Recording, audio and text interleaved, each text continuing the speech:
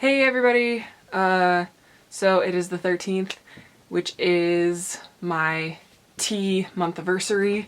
It has now been 5 months.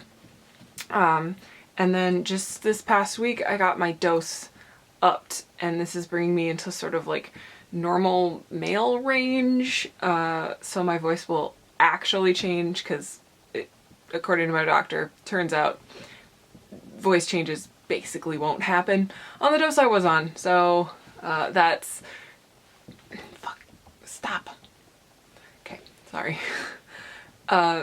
Yeah, so that's good. It's exciting. I'm really glad to kind of start having these changes.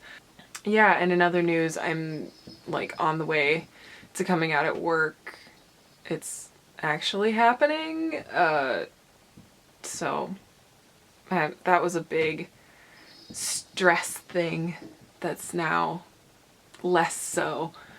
Oh yeah, and haircut. I couldn't take it like another minute, so I just grabbed my clippers and it's all gone. So I don't know if I'm gonna grow it out again or just keep it like this. I don't know. I like it so far. It's kind of, it feels, now that it's getting warmer out, I feel like I don't need this like dense cover. So yeah, I'm just gonna read a couple paragraphs again from Star Wars. I had done this part before, but I think that video didn't make it up, because reasons.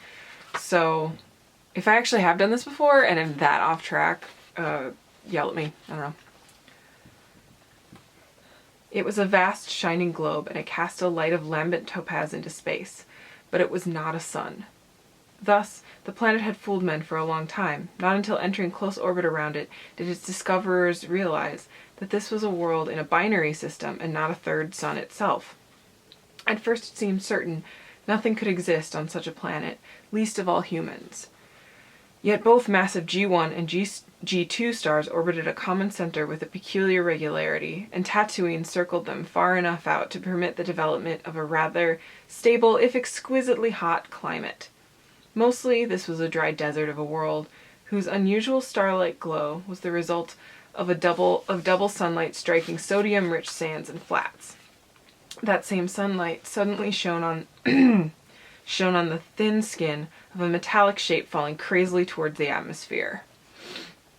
The erratic course the galactic cruiser was traveling was intentional, not the product of injury, but of a desperate desire to avoid it. Long streaks of intense energy slid close past its hull, a multi-hued storm of destruction like a school of rainbow remoras fighting to attach themselves to a larger, unwilling host. One of those probing questing beams succeeded in touching the fleeing ship, striking its principal solar fin. Gem-like fragments of metal and plastic erupted into space. Sorry. Gem-like fragments of metal and plastic erupted into space as the end of the fin disintegrated. The vessel seemed to shudder.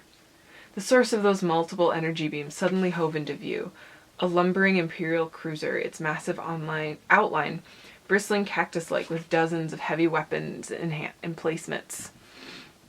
Light ceased arching from those spines now as the cruiser moved in close. Intermittent explosions and flashes of light could be seen in those portions of the smaller ship which had taken hits. In the absolute cold of space, the cruiser snuggled up alongside its wounded prey. Another distant explosion shook the ship, but it certainly didn't feel distant to R2-D2 or C-3PO. The concussion bounced them around the narrow corridor like bearings in an old motor. To look at these two, one would have supposed that the tall, human-like machine, 3PO, was the master and the stubby, tripodal robot, R2-D2, I know my droids, an inferior.